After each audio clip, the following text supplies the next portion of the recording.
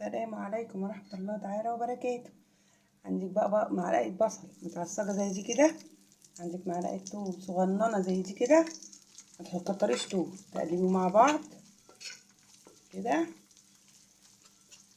ونيجي نشوف هنعمل بيها ايه عشان الناس اللي هي تعبانة. هنعمل ايه؟ وشوفي بقى المعلقة ديت قديمة من قديم القدم، قديمة قوي من التراث، فعايزة تفضلي مجدداها كده وتستعمليها على طول معاكي. هقولك هتعملي ايه. تعملي الطشاشة. تعالوا بقى نشوف الجمال والحلاوة. عندنا كوسة زي دي. انا يا جماعة وانا بعمل وجبات بحس ان كل واحدة تقول لي بطني وجعاني بطني وجعاني، فايه يا جماعة، طب ما انا اعمل لكم اكلة تريح المعدة. ايه بقى هي الجمال والحلاوة؟ الكوسة دي شايفين، مسكتها غسلتها بجمالها وحلاوتها دي. اما تجيبيها بقى وتنقيها تديها مش خضرة قوي، مايلة للصفار، ده بالك. ولما تيجي تعملي اوعي تشيلي الخضار اللي فيها. ليه؟ عشان في فايدة جامدة. تعملي كده، عارفة المقوار اللي انت بتقوري بيه تعمليها كده عشان لو فيها اي حاجة يعني ما تخلاش برضو الامر بالمقوار. ليه؟ عشان ما تشيليش الخضار كله. او تعمليها كده بالشوكة. انا عملتها بالشوكة كده كده كده كده، واخده بالك. وبعدين نمسكها نشقها كده بالسكينة. شايفين جمالها وحلاوتها 4 كده. ايه دلوقتي احنا هنطبخها بطريقة سهلة وجميلة جدا علشان الناس اللي هي تعبانة، معدتها تعبانة. هقطعها بقى دلوقتي. بص انا شقتها ازاي. بص وشلت ايه العنقود بتاعها من فوق وشلت من تحت، وبعدين نضفتها كده، وبعدين قطعتها كده. نوريكم كل المراحل اهو. دي يا جماعة بتريح المعدة جدا جدا جدا. ولو عايزة تخزنيها للمحش هتقطعيها كده نص وتقوريها. يعني تجيبي بقى الصغيرة شوية بدل ما تقطعي دي، تجيبيها ايه صغيرة شوية، تعمليها بنفس الطريقة كده بس ما تشقيش. تقوريها وتشوحيها في معلقة زيت وتبرد وتكيسيها. عايزاها طبيخ تقطعيها التقطيعة اللي احنا هنشوفها دلوقتي. عايزاها محشية من هي من القلب هنا القوارب، هتفضي القلب بتاعها كده اهو، شقها نصين وتفضي القلب دوت بالمقوار، بس ما تفضيش قوي عشان القلب ده جميل جدا وانت بتحشي بتحطيه في ايه في الحله من تحت. خلاص. فدوت يا جماعه الاكل ده، الكوسه دي بتريح المعده. استغليها دلوقتي. هي عندنا ب 15 جنيه، ما اعرفش انت عندكم بكام. ساعات بتبقى 14 16، هي كده يعني ماشيه اليومين دول. والجزر يا جماعه الحقوا، الجزر رخيص، الحقوا. لو كنتوا هتعملوا شويه مربى شويه حاجه، انا هنزل لكم فيديو للمربى انا مسجلاه مصوره، هنزله باذن الله لما كده اتفرجوا عليه وقولوا رايكم فيه. وعملته على البث. انا قلت لكم السلام عليكم ورحمه الله وبركاته. ازيكم يا حبايبي، عاملين ايه؟ قناه ام حسن معاكم حبيبتكم اللي انتوا بتحبوها وهي بتحبكم. مش هطول عليكم بقى، هروح. لو عجبكم الفيديو واستفدتوا منه، وان شاء الله تستفادوا منه عشان كل اللي بطنه وجعاه يعمل يا رب الف سلامه علينا وعليكم كلكم. يعمل الكوسه دي بالطريقه يعني. هرجع معاكم وهتشوفوا القصه كلها ايه. ما تنسونيش بقى في الاشتراك بالله عليكم، نفسي القناه دي تكبر كده. ربنا يخليكم يا رب، تكبر بيكم طبعا. و... واللايك الشير والحاجات اللي انتوا عارفينها الحلوه دي. ربنا يخليكم يا رب ليا. قناه ام حسن معاكم. شوفوا بقى تشجعوها بايه. يلا بقى نصلي كده على النبي ونبتدي ونسمي ونصلي على النبي. بسم الله الرحمن الرحيم. شوف هنعمل ايه. اللهم صل وسلم وبارك على سيدنا محمد. بصوا يا حبايبي انا قطعتها.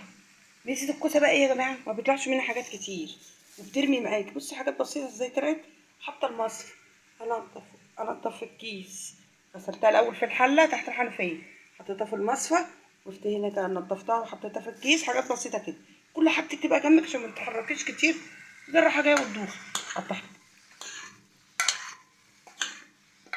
اهيت مع البصله اللي هي الجنبه الحلوه، مع التومه، حته تومه صغيره عشان اللي معدته تعبانه، حاجه كده ريحه وطعم بس. واسيبها بقى مع بعض تاخد وتدي كده ايه، تدي وهتقولي الله اللهم صل على النبي يا ام حسن. هو انت دلوقتي هتسيبي كل دوت كده عشان اللي هما تعبانين؟ طب واللي هو مش تعبان؟ هقول لك دلوقتي احنا هنعمل ايه. بس اصبري. بصي بقى يا جماعه، انا جات لي فكره وانا بقطع. اللهم صل وسلم وبارك على سيدنا محمد. انا دلوقتي بقول لك ايه، بشوحيها في الزيت شويه زيت. لو هتطبخيها او هتعمليها طاجن، بتعمليها ايه، دواير كده مدوره، دواير كده زي الطعميه بس على صغير، وشوحها في شويه زيت او شويه سمنه. طيب وليه بقى بدل ما نشوحها اهي؟ شوف سبحانك يا رب اللي انا عايزه اقوله جه. بصي دواير كده، لو هتعمليها في الطاجن وتدخلها مثلا الفرن وكده. طب احنا ايه ليه بدل ما نعملها في شويه زيت او سمنه بس نشوحها ونشيل في اكياس وما نيجي نعمل في بصل؟ لا. طب ما احنا نعمل في بصل كده.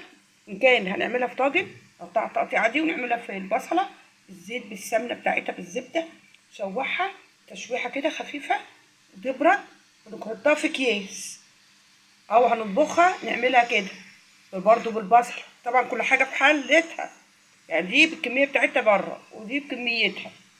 تقوم عاملاها انت كده، شوحتيها خلاص كده 3 4 دقايق، طلع بخار كده، تحس ان في بخار طالع من الحله. تقوم ايه تبرد، تكيسيها بقى ايه في اكياس وتطلعيها.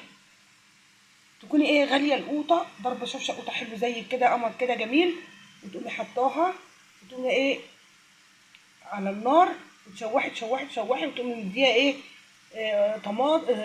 طماطم متسبكه وسخنه، تكوني محضراها مغليه وسخنه وكله، وهي نازله من الفريزر متلجه، ترميها في الطماطم المتسبكه دي خلاص. وانتي طبعا عاملاها بالبصله والثوم. انتي وفرتي وقت ان انتي شايلاها جاهزه متسبكه كده، هتبقى جميله قوي قوي قوي. بالهلا والشفا. هتعملوا ايه بقى؟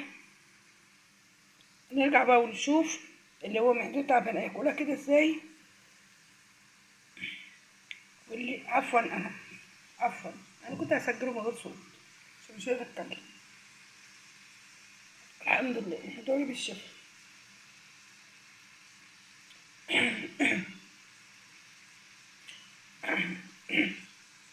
هنرجع مع بعض ونشوف هنعمل ايه. بصوا بقى يا حبايبي، رجعت لكم تاني. شربت ايه حاجه سخنه عشان ايه مش عارفه اتكلم ولا اخد نفس. رجعت لكم عشان هرجع لكم بقت كويسه الحمد لله، بركه دعواتكم. بصوا بقى، شوحتها كده وضربت لها شفشه طماطم حلو زيكم. هتقولي لي يا ام حسن طب اللي معدته تعبانه هياكل طماطم ومتسبكه كمان؟ هقول لك لا، احنا كده رضينا الكل وشوحنا كله مع بعض اهو. اللي تعبان نعمل له ايه، ننقل له كده شويه. حاجه تانية اهو، طبق كده حلو زيه وزيكم اهو، شايفين؟ بصوا انا غاليه ايه قش الليمون. فاكرين الليمون اللي كنا بنخلله لما نعمله عصير وحاجات؟ كنت بحوش القشر وغليته. الميه دي هنعمل بقى ايه، نمسح بقى البوتاجاز بعد ما نخلص، نمسح الرخامه، نحط المعلقه دي فيه تفضل جديده زي ما هي قشطه كده زي ما انتم شايفين. ميه الليمون كده الحلوه قوي بقى ايه، اللي تعبانين ياكلوا ايه براحتهم زي ما هم عايزين. خلاص برضو ايه عشان نطعم نحط له ايه بق طماطم كده صغير برضو تطعيمه اهو، يبقوا برضو ايه راضيين. وهنا بقى ايه نطش كده. يا ده مروي حلاوه. بصوا يا جماعه انا نسيت حاجه مهمه قوي، انتوا بتشوحوا مع التومه والحاجات بتشوحوا معاها ورق اللورا. يا نهار ابيض انا نسيت احط والله، بس بتدي طعم وريحه. وكمان دي عشان الكوليسترول اللي عندهم كوليسترول اللي هي الدهون الضاره، حلوه قوي بتخفضها وتنزلها، وهي حاجات ايه طبيعيه وجميله. اهي شفشق الطماطم تضربيه تصفيه تحطيه ايه على الجمل والحلاوه دي. خلاص بصوا قبل ما احط معلقه الطماطم دي هنا، لو انت عايزه تخزنيها بقى تسيبيها تبرد وتخزنيها، تطلعيها تقومي طشاها على طول ايه بالصلصه السخنه. خلاص تكوني غاليه شفشق طماطم كده ضرباه وتقومي حاطه عليها وهي ايه مجمده، الصلصه بتغلي تقومي جايبه الكوسه وهي مجمده بالشكل ده كده قبل ما تحط الصلصه خالص، وهي بالشكل ده كده الاخضر كده مجمده من الفريزر، تقومي حطاها ايه في الصلصه وهي بتغلي وتستوي جمالها وحلاوتها، وتبقى محتفظه ايه بخضارها وطعمتها وحلاوتها. هنرجع بقى مع بعض ونشوف ديت هنعمل فيها ايه وهنضيف لها ايه، ودي هنضيف لها ايه، عشان دي هتضاف لها حاجه ودي هتضاف لها حاجه. واشرب بقى. بص عملته ايه، عملت شويه ايه نعناع، انا نعناع ورق لورا بس ما لحقش ايه يتنقع كده، قلت اشرب شويه نعناع عشان يسلك. هنعمل ايه، هوريكم دلوقتي ورق الجواف وانا ناعم. بصوا يا حبايبي، اخطر خطير فهو بيطير. انا كنت بقول على ايه اللي معايا من الفيديوهات والقناه في الاول خالص هو اللي هيعرف، واللي يعرف يكتب لي. انا كنت بقول على اكله ايه اخطر خطير فهو بيطير، واللي ما يعرفش بقى يرجع للقناه ويلف ويشوف اول فيديوهاتي، واللي مش عايز يلف براحته. نورتونا وشرفتونا باشتراككم واللايكات والصلاه على النبي والتعليقات الجميله اللي زيكم. المهم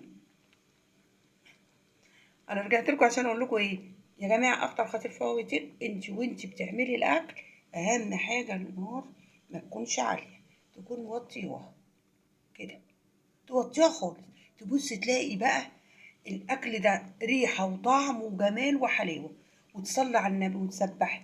كل كوسايه بتعمليها، كل خرطه بتقطعيها قولي سبحان الله وبحمده سبحان الله العظيم، اللهم صل على النبي، استغفر الله العظيم واتوب اليه. وتدعي لولادك وتدعي لنفسك، تقول اللهم ارزقنا احنا وذريتنا والناس اجمعين كده. مش احنا بنقول ايه، اهدينا الصراط المستقيم، اهدينا يعني بندعي لنا كلنا برضو، واحنا بندعي الرزق والستر برضو ندعي لنا كلنا، عشان الدعوة في ظهر الغيب مستجابة يا جماعة. يا رب ارزقنا، يا رب كرمنا، يا رب ارحمنا كلنا يا رب، وكل اللي مشاهد الفيديو من اوله لاخره، وكل اللي جبر خاطر يا رب اكبر خطر واكبر خاطرنا كلنا يا رب. فدلوقتي بقى ايه، شوفوا بتكتك ازاي وجمالها وحلوه، لو تشموا الريحه بقى دي طبعا هولع عليها دلوقتي، هوطي عليها، اغطي الحله واوطي عليها واروح بقى اشوف لفه كده في الشقه. طبعا احنا ما بنقعدش، اللهم صل على النبي، تعبانين مش تعبانين ما بنقعدش، بس والله ربنا بيكرمنا وبيسترها معانا. فدلوقتي هلف لفه وارجع اقول لكم بقى دي لما دي هنعمل ايه الطاقه فيها، ودي نعمل فيها ايه الطاقه فيها. خليكم معايا اتفرجوا على الفيديو يا جماعه، وطول ما انتوا بتتفرجوا صلوا على النبي وسبحوا واستغفروا، وكل واحد نفسه في حاجه يقولها، يقول يا رب ارزقني كذا، اعملني كذا، استرني احنا وذريتنا والناس اجمعين. راجع لكم تاني باذن الله.